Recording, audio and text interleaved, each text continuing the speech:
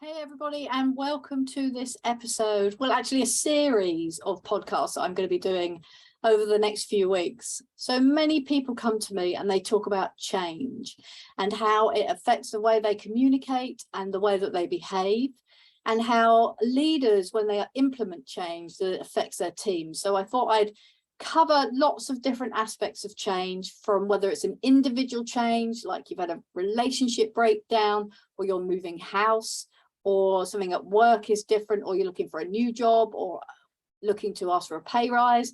And also, if you're a leader who is running a team, let's face it, when you run a family, you're just as much of a leader as you are when you're running a team, but also how that change affects you and how you can implement change, whether that is actually talking to your child about having to move house, or having discussions with your partner about implementing a different way that you're doing things at the moment. Maybe that's parenting. So we're going to cover all of them off. Now, if you are watching the video and I happen to look down, I've just got some notes to remind myself. Otherwise, I will try and look you squarely in the eye at all times through the lens of the camera. But first of all, we're going to talk about change and what actually change is. Because sometimes I think when you say leadership through change or communication through change, actually, what is that? So when we talk about change, change is an experience that we have that is different from the norm. And when we talk about organizational change, often people, leaders or people that have come in, make recommendations about how to do things differently. And the idea is that when we do things differently, we do them better. But of course, many of you will have worked in organizations where they go for a cycle of change, and you will probably go, I've seen this all before. It didn't work when we implemented it last time. Why on earth is it going to work this time? And actually, why do we need to change? Because nothing's broken and everything seems to be okay.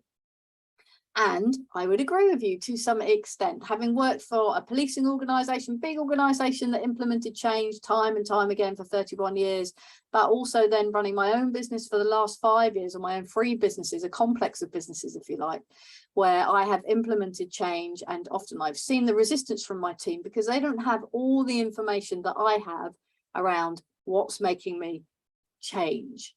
So let's have some discussions about that. Let's give you some tactics and some tips to take away with you, whether you're going for an individual change or whether you're a leader and you're going for an organizational change. So we know what change is. It's something that is going to be different from your norm, whatever your norm is. Change is as simple as going on a holiday for 2 weeks and living in a different house. Change is moving. Change is relationship breakup. Change is doing things different with your kids. Change for your kids is moving school or having a different peer group. Change for an organization is implementing probably a bigger change of strategy that will affect different people in different ways. And the idea being to improve the business model or to improve the strategy. And sometimes change is forced on us. And this is when it affects our communication and our behavior, especially. If we're the implementer of change, we'll be more upbeat about it, more excited about it, probably, because we'll have gone through that change process ourselves before we then implement the change into others. So we have to be mindful of that and remember that as a leader, you might have already gone through that change process, and actually others will be far behind you. So let's talk about how that affects our communication and the way that we behave. So often when change is forced upon us, so let's have an example that you work for an organization and they're implementing change, and it's quite a big change, let's call it a radical change, so to speak, and you are just finding out about it. And you'll probably find that you become maybe a little bit resistant to it at first, or perhaps you don't, perhaps you just listen and suck in the information, or perhaps you come at it from a fear perspective. Now, we are all different, so we will all behave in different ways. And I will use an example of my hostage and crisis negotiation world, an example of leading as a business, and an example of family change in all of these. So let's look at a young girl standing on the roof of a car park, and she has reached the end of her tether and she doesn't know what to do next. She is there and has made that decision to take her own life today because she doesn't want to live anymore. And then suddenly somebody appears in her world, and they are there to influence and persuade her to take the very first step of safety, which is to take a step back. Now, there are different ways you can approach this. One is you can just say, Can you step back from the edge, please? Or step back from the edge, please? Or you look as though you're having a terrible time, and I can see that whatever has happened to you has brought you to a place where it looks to me like you are considering taking your own life. Now, there are 3 different ways of saying things there. One of them took a little bit longer and involved a few more sentences. You can probably see already which one perhaps you can relate to better. Now, I'm not saying one is right and one is wrong. I'm saying there are different ways. What I am going to suggest is that when you tap into somebody's emotions, you're going to get a better result. So, for example, I'm more likely, from experience shows me, to get a better result of asking somebody to step back from the edge later on in the conversation when I've got a bit of a rapport and they trust me a little bit and I've managed to work out what's going on for them and I've really listened to them, than I am if I go in and that's the first thing I say is step back from the edge, step back from the edge, step back from the edge, or step back from the edge, I'm worried about you, step back from the edge, you're going to fall. Slightly different again. When I say, it looks to me like, and I tap into somebody else's emotions, I'm much more likely to get a better result. So let's look at how that affects an organizational change if you're a leader.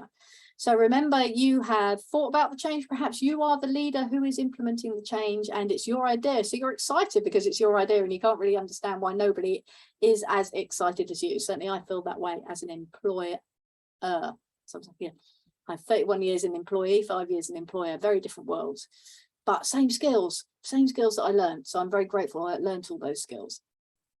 So now you're the person implementing the change. So you can go into a meeting and go, hey, I've had a great idea. We're going to implement this change and it's starting on Monday. Great, says everybody. I'm a little bit worried about that. They'll go away, they'll have a little conversation about it. They'll talk about it. They'll go home and think about it. Or perhaps you could do it in a different way by at your meeting saying, I'm having these ideas. These are the reasons why I would like to implement change. And then you go through your reasoning. And then you listen to the feedback. What are your ideas, guys, girls? What are your ideas? How do you feel about that? And you'll get some resistance. Or perhaps you could say, and some people won't be able to answer straight away because they like to go away and think about it. So perhaps you could send out something saying, we're having a meeting on Monday. I'm thinking about introducing these changes. What are your thoughts? Have a think about it. Bring them with you to a meeting. And then you can watch the reaction and you can gauge. Now, I'm not saying don't implement change because people have an adverse reaction to it. What I'm saying is you're more likely to get a less adverse reaction to it if you talk to them first, watch for the emotions and listen for what comes back. And then if it's like your own family, if you're having a family change, perhaps I'll use the classic of my dad. So my dad has undergone a lot of change. He lost his leg last year. He's still undergoing a lot of change and still trying to adapt, and so is my mum. So when I hear him say things like, oh, I'm going to apply for my driving license, and I'm thinking, that's a crazy idea. Why would you do that? That's not very safe. I have to stop and go, hang on a sec. And then I'll think about how he's feeling. And I'll say, well, Dad, sounds like you want your driving license back because you are losing your independence and you've always been used to driving. So now what I've done there is I've validated his emotions. I've recognized things from his perspective. So you can see how it works in lots of different ways. You know, if I'd said to my dad, you're never driving again, don't be ridiculous, I would have got a different response from him than if we'd had a conversation around losing your independence. And that's what fear, that's what change can provoke in people, is a fear. So when we're excited about the change and, you know, we want to do something bigger and better, or we want to bring something new on board, we're not necessarily going to get the reaction that we want, even if we can see the improved system, or even if we can see the benefit for the other person, or even if we can see the benefit for the safety of other people. So just be mindful of that. So there are the 3 ways, you know, directive, conversational, or really tuning into what other people are saying. So that's the first episode of change. Now, the reason why I'm concentrating on change so much is because many of you have asked me to, and because it affects us every single day. And we're okay, aren't we? We're okay when we're bobbing along and everything is fine. And then suddenly we either come to a crossroads, or somebody pushes us down a turning that we don't want to go down, or we take a wrong turn and suddenly we're there in the midst of change.